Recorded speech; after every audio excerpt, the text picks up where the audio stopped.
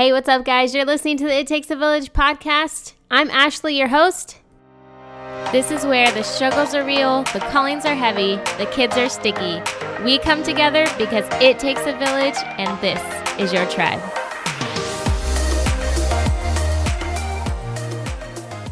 Hey, guys. I'm back. Post-baby. Does that make sense? Post-baby? I still have the baby, just to be clear. Post-pregnancy? There we go, maybe. Anyways, I am back. I am so happy to be recording an episode after so long, and thank you guys for hanging in there with me. Although there is over 100 episodes on this podcast, so if you haven't already listened to them all, you can go back and check them all out, because I'm sure that in the days, weeks, months to come with a newborn, I'm probably not going to be completely on schedule, although I would like to be, but that's just not reality. So anyways, let me give you the spill. Since having the baby this week, Tuesday, when I'm recording this, the 17th of September, my baby is officially a week and 2 days old. Super exciting, and I am so glad he came when he did, because I was filling up like a water balloon and my feet were looking like you could pop them with a needle, and I just like burst. So I was really glad about that.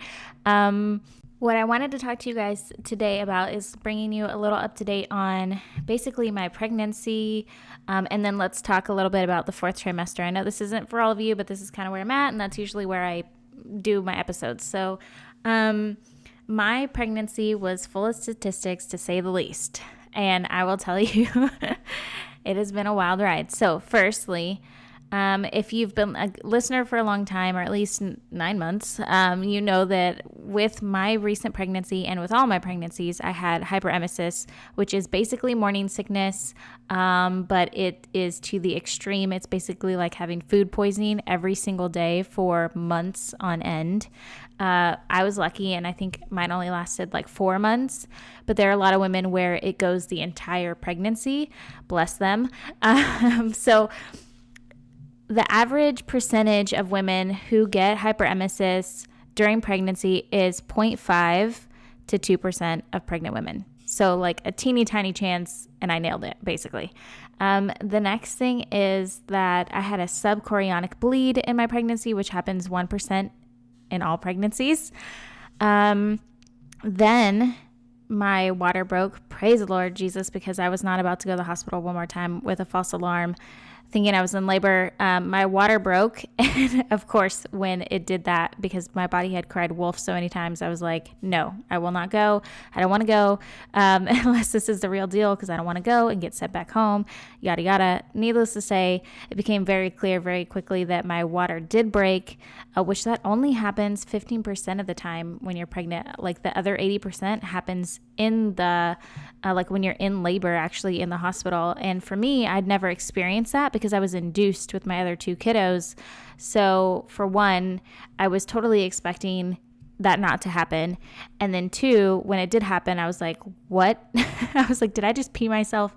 But then it became very clear that that's not what happened. So I'm glad that that happened, because it finally got me to the hospital. And yeah, the next thing is that I don't know if I think I mentioned this in one of my Instagram posts, but our baby came out with a knot, what is called a tight knot in the umbilical cord, and that only happens 1% of the time in pregnancies, and that is actually very dangerous, because obviously that's where they get their blood supply from you to it, the nutrients, all that, and it was just insane to see the cord and the knot and how tight it was, and just mind blowing. And oh my gosh, so grateful that my baby was okay, and then it's here and in my arms, and that was a crazy experience. It also, not only did he have a knot in his cord, but he also had a nuchal cord, which is a cord around the neck when the umbilical cord is wrapped around the neck, and that happens like 10 to 29% in pregnancies. So I just thought I'd share that, because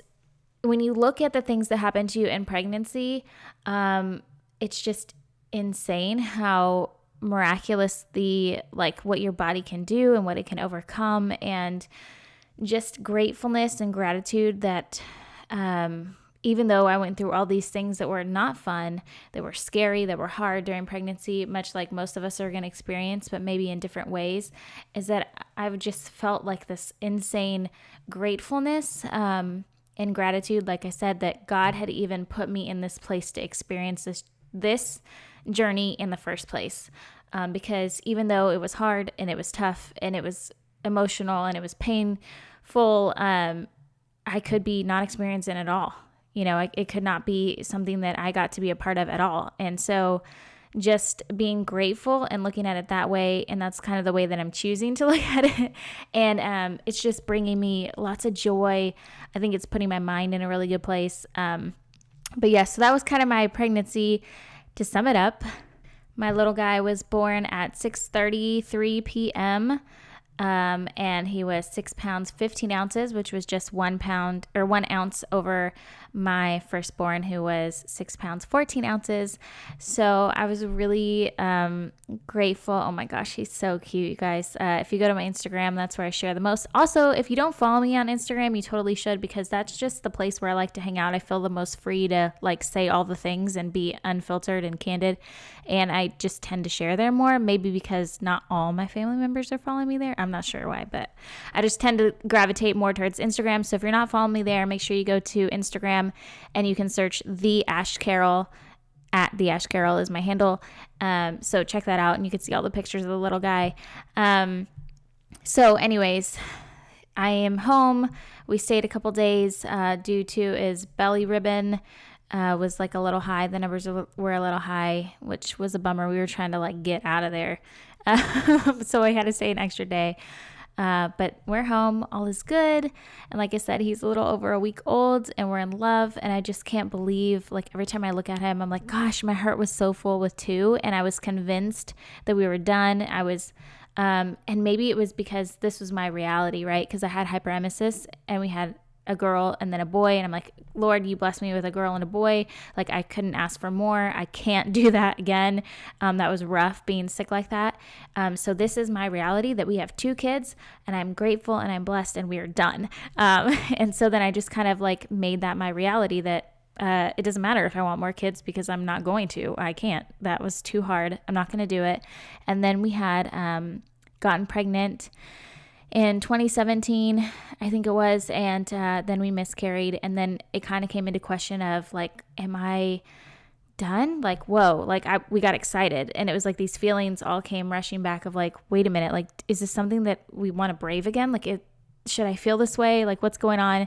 And so we naively gave it a month of let's see what happens after we miscarried. It was 2 months or something where we didn't do any prevention against getting pregnant. And we're if the Lord gets us pregnant, in this window, blah, blah, blah, we were really dumb.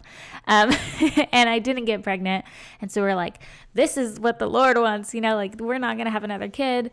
And fast forward 2 years later, he healed my heart. He put us in a good place and he surprised us again. And also a large part of our stupidity of also not preventing anything from happening.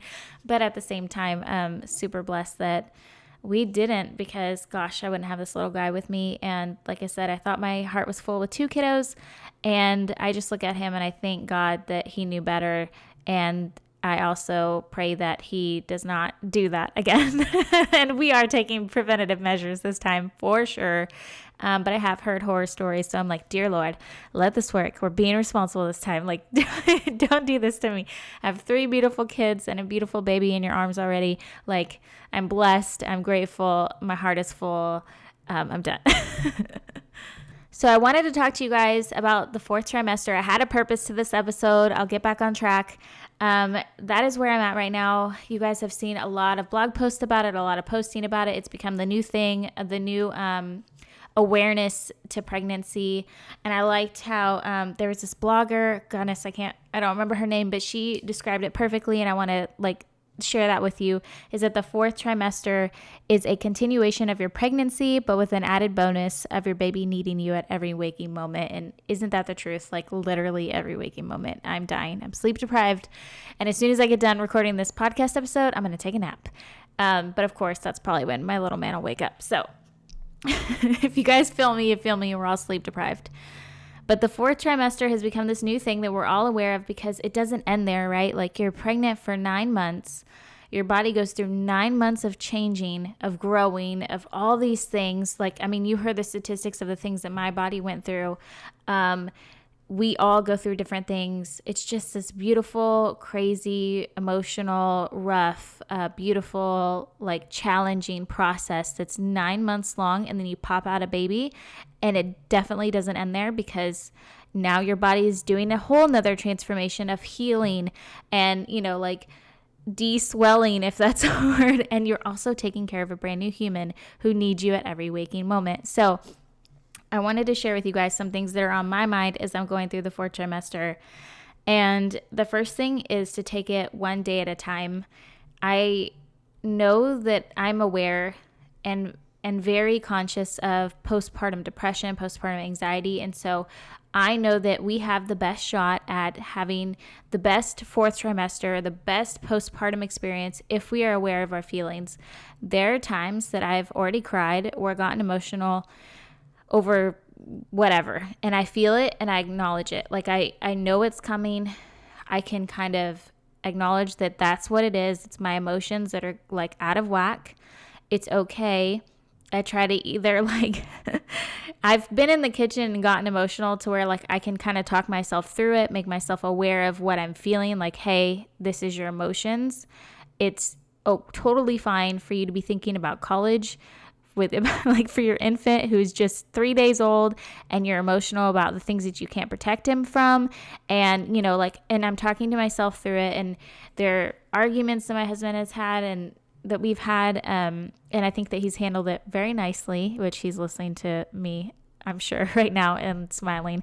But he's handled it actually really well. And we've had some disagreements, and I think sharing my feelings, and being in a place of,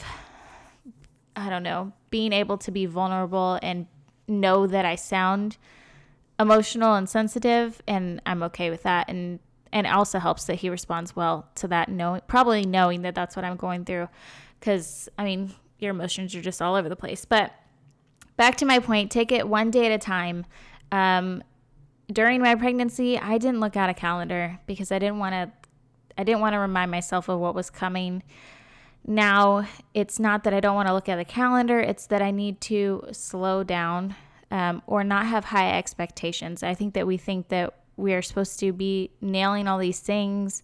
We're looking on Pinterest and we're already looking at sleep things and whatever. And girl, your only task right now is survival and sleep. So take it one day at a time. Give yourself grace, of course. Take joy in the little things. Like I said, how I was looking at it, my perspective of I am sleep deprived, I'm tired, my boobs hurt, my nipples are sore, you just go through all these things. Like I wake up several times during the night, I'm leaking, my pajamas are soaked. And it's totally okay to cry, to be upset, to be stressed out. Hear me that I'm not saying that you need to be ultra happy, ultra like go-getter, whatever those like 50s movies where the wives are just like super smiley and very cheesy and totally fake.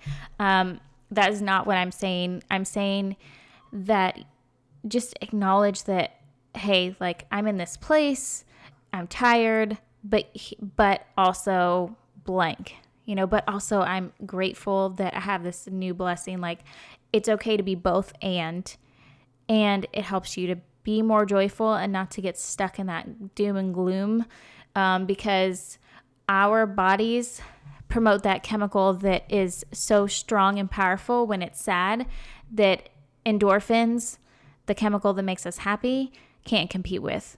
So we have to constantly kind of keep that in check, especially as our hormones are balancing out again. Which comes to my next piece of advice of be easy on yourself and be easy on your baby. I was starting to I'm just have all these things in my head that I want to accomplish. Not really like body-wise, unfortunately, but like work-wise, because I'm taking 3 months off from my full-time job. So I'm like, wow, I can really step it up with the podcast, with my business, with my blog, all these things. I want to get it done. Well, of course, like the first week back at home, things are crazy. I'm exhausted. All I want to do is sleep. And then something happens. Then the baby needs a change, all these things. And so, the baby was inside your belly for 9 months and you were growing the baby for 9 months. So I think you need to understand that you're both a little wrecked. Like you're both in a new world and we need to give each other grace. And you need to understand this is a new baby and it needs things and your things will get done. And it may not be on your timeline that you thought it was going to be, like mine, but it'll get done and it'll be okay and everybody will survive and it'll just be like gone in a blink of a moment, right? So don't stress too much about what you're not doing or what you're not getting done. Be easy on yourself. Be easy on your baby. There was times where like I'm not into cooking dinner right now. Like, let me be honest with you guys. I don't know what is up. I don't want to do it. I'm not hungry around dinner time. I'm like snacky. And I don't want to cook a meal. A big meal seems really heavy to me. And so like smoothies and, easy things sound really good to me. And my poor family, like the way that I think of it is, oh my gosh, my poor family, they must hate this. It's awful. I'm a bad mom, all these things. And that's like, couldn't be the farthest thing from the truth. They could care less as long as they're getting something. And so it's typically us making a big deal out of something that's nothing. So take it easy on yourself. My next tip is to do what's right for your sanity. And I'm talking about like anything, including family and visitors coming after y'all. I had grandparents only come to the hospital this time and it was amazing. I did not feel stressed at all. So they came the day, like, and how we did it was I told my husband I wanted an hour alone after the baby was born with just him and I. And at some point within that hour, like our two oldest kids, I would like them to come and hang out or whatever. So we did that and it was awesome.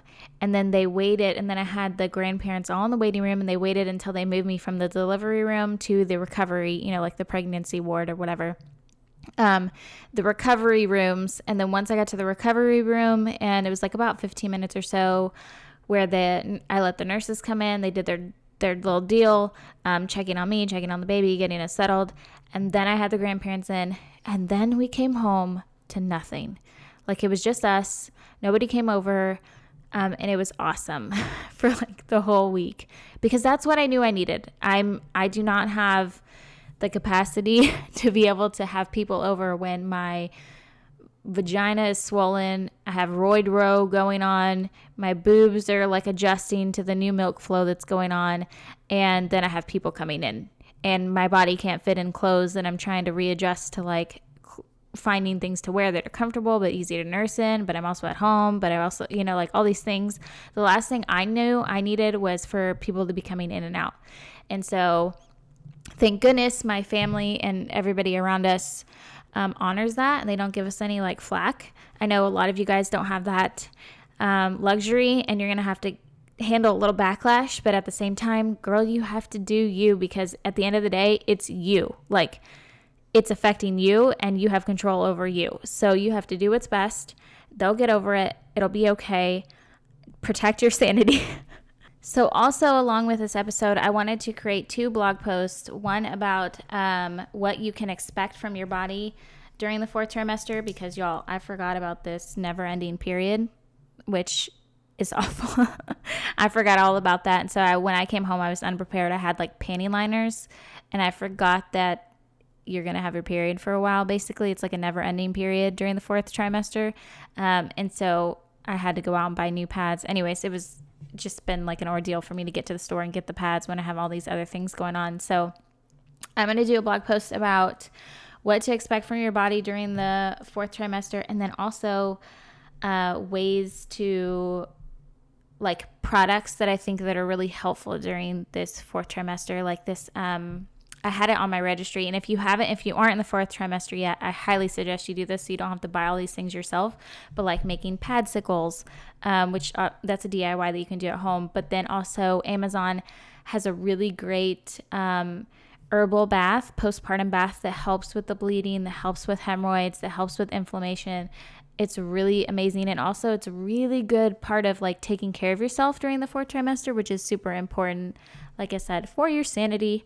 But but also just because taking care of yourself is just a blessing to yourself when you're handling a newborn and your body is going through these changes. It can make you feel really good to do something really small for yourself during this like chaotic time. So I'm going to do those 2 blog posts. So if you head on over to theashcarroll.com, they will be there. So make sure you check them out. And if there's any questions you have about any of the products or anything, head on over to my Instagram post today when this episode airs, and you can hit me up there and I'll be happy to answer any questions about any of the things that I'm listing. Anyways, okay, so back to taking care of yourself in the 4th trimester. Don't stress about structure yet. Like I said, we kind of hop out of the bandwagon like ready to roll, and we have all these sleep plans for the baby and all that. Like, you guys, your baby's so small. Like, you just need to go with the flow and sleep when you can. Don't worry about your body. Like, I'm ready to roll, guys. And so I have to remind myself, like, slow down. You need to take it down a notch. Your body isn't going to snap back. You can't immediately jump into like working out. You need to give your body a chance to like readjust. And also, if you didn't know this, spoiler alert, don't start working out immediately after you get the green light to work out. You need to like do a foundational work first, which I didn't realize how important this is because it'll prevent like, diastasis recti, and it'll help with the whole process of your vagina not leaking, basically. Anyways, so who I found, which I'm really glad I came upon on Instagram, and her handle is @good4the_swole, and her name is Becky, and she is a pre and postnatal specialist, and she gives like really awesome pregnancy and postpartum workout videos on her Instagram account, which is amazing.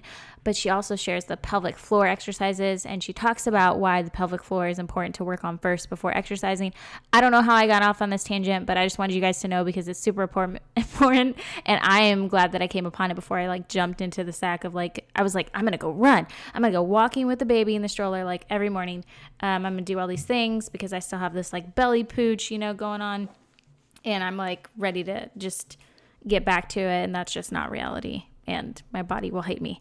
So take care of yourself though. This is my last tip for the 4th trimester. Take care of yourself. Don't eat a ton of junk food. I know that it's easy, it's fast, and it's grabbable when you have an infant attached to your boob and like you're busy and you're trying to fit in all these things. But don't, because it won't make you feel better. It'll make you feel worse, especially when you're like, if you're eating a lot of sugar, that spikes your blood levels, and then your emotions are also out of whack, your hormones are out of whack, like just not a good combination. Like, all it comes to mind is like the Hulk, so don't do that to your family. But do your postnatal pelvic exercises. Follow that girl on Instagram. Nap whenever the heck you want to, because that is what I'm about to do. And don't feel guilty about it, because I tend to do that, like, oh, I could have done all these things today. And no, like, if I nap, I'm a better mom today. So that's more important for me to take care of my infant. And then when my 2 kids come home, that way it's unfair to them if I'm trying to do too much and then I'm not the person that I want to be for them when they get home from school. So nap whenever you want. Give yourself that grace. No junk food, eat superfoods, eat things that are good for you, that are going to help your hormones get into balance, that are going to help your mood, they're going to make you feel good. Just food in general that is good for you makes you feel good. There's just like no wraparound around it. So junk food tends to make you merge towards more junk food and restlessness and, feeling frumpy, feeling down, like it just doesn't help you. So don't get into that vicious cycle. The last thing is, fed is best. Like, let's remember that. Lastly, and most importantly, I feel like this is the time. The 4th trimester is so tough, and we all had expectations for breastfeeding, or maybe you didn't. Maybe you went out and you're like, I am not breastfeeding because it's not for me. It won't work. It didn't work last time. I'm going to do formula feeding, and that is awesome. You need to do whatever is best for your mental wellness. If you're trying to nurse and it is taking a toll on your mental wellness and it's dragging you down, it's bringing you into a dark place, it's putting you into an emotional stress every single day, like, at the end of the day, fed is best. Like, it doesn't matter.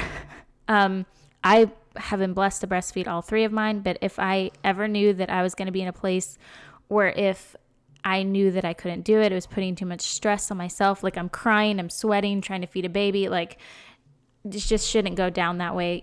You got to take care of yourself. Your baby will be fine. There are tons of babies who've been breastfed, who've been formula fed, who've been both way fed that have turned out amazing. My kids have had formula. My firstborn had formula at some point because I needed to supplement with her. And so and she's a genius. Seriously, she's a 9-year-old genius and I love her and she turned out great. So do not get yourself into this frenzy of like, oh my gosh, I'm a horrible mother if I don't breastfeed and all these things. Do what's best for your mental wellness. Be aware of it.